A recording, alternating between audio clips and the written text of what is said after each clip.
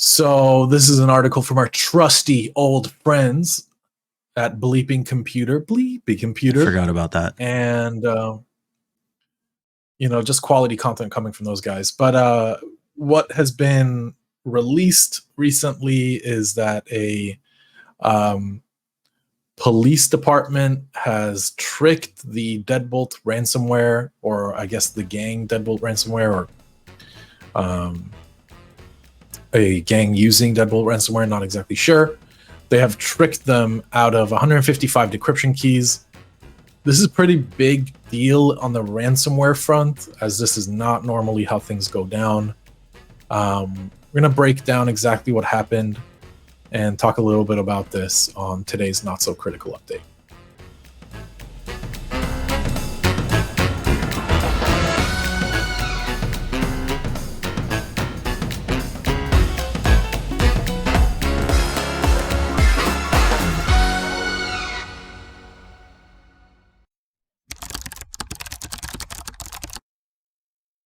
Yeah, this was a pretty interesting story, and it's always fun to hear about the hackers getting hacked.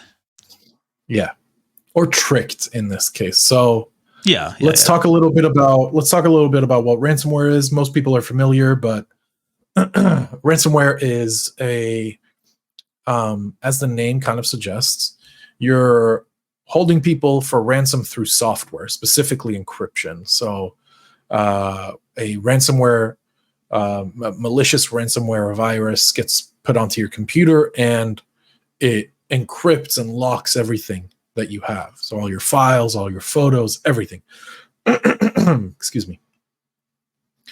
And you get a message, usually in the form of a text or a notepad, that pops up and says, "We've encrypted everything. Pay us $500 in Bitcoin to this address, and we will send you the decryption key." Okay, pretty straightforward so far. But with this case, what the police department figured out was that when you send Deadbolt the money, they've automated the process of receiving it and sending back the key. Now, let's talk a little bit about Bitcoin.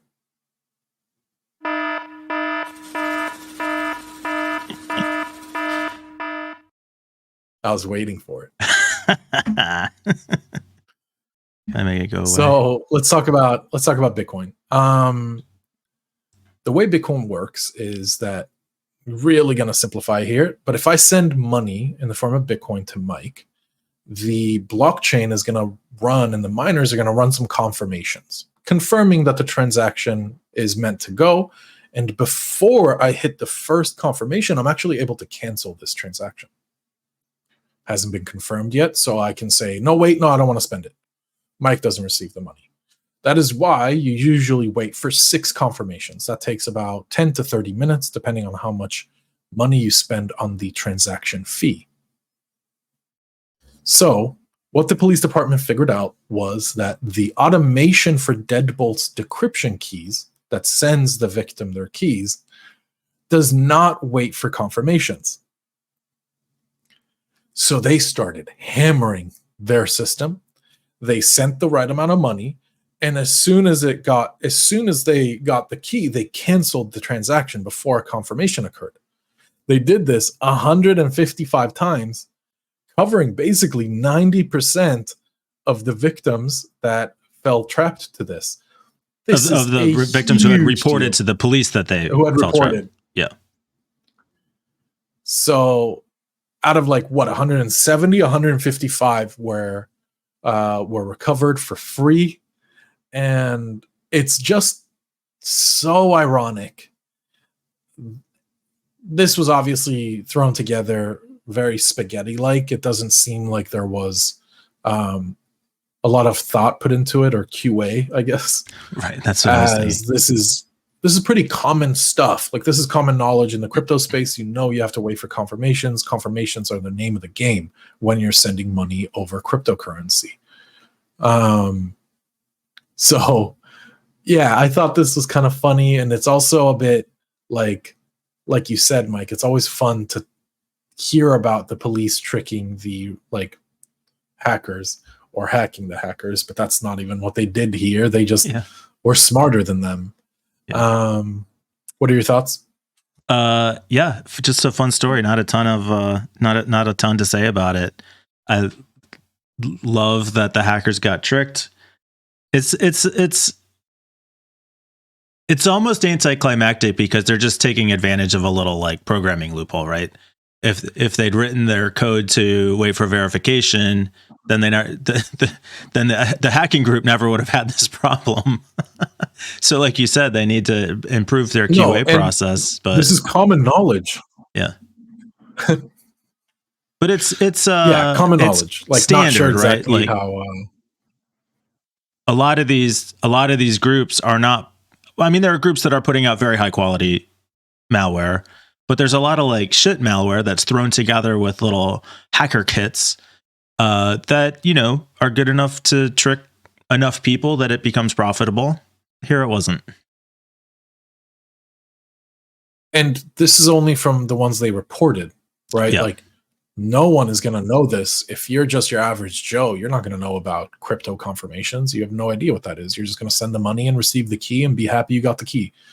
So who knows how successful they actually are? They're probably very successful. This is true. And now they've obviously updated. They're going to wait for confirmations going forward.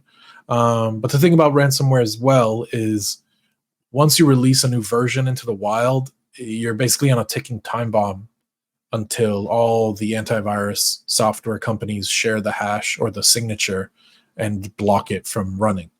So we will have to just wait and see if we maybe hear about Deadbolt in the future. Who knows? Deadbolt 1.2. Yeah. Once they get that patched, they don't need a complete overhaul. Checker.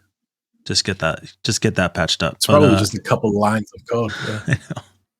I know. We don't usually do stories like this on a Friday. I usually try and do something fun on a Friday, but apparently I wasn't paying attention to the article. And I've been pretty good about releasing the stories in the order that we record them in. This is the end of our week without Peter. I think Peter's going to be back with us next week. Yep. For tomorrow's episode, we should have Peter back. But here we're recording on a Wednesday. It'll be the next Wednesday until we have Peter back from wherever he even is, just traveling the world. Wherever he is next. Not a care in the world. But yeah, Asia, it's been America, who knows? A fun week of the Mikey Johnny show, the Johnny Mikey show. Yep. And we'll be back to normal next week.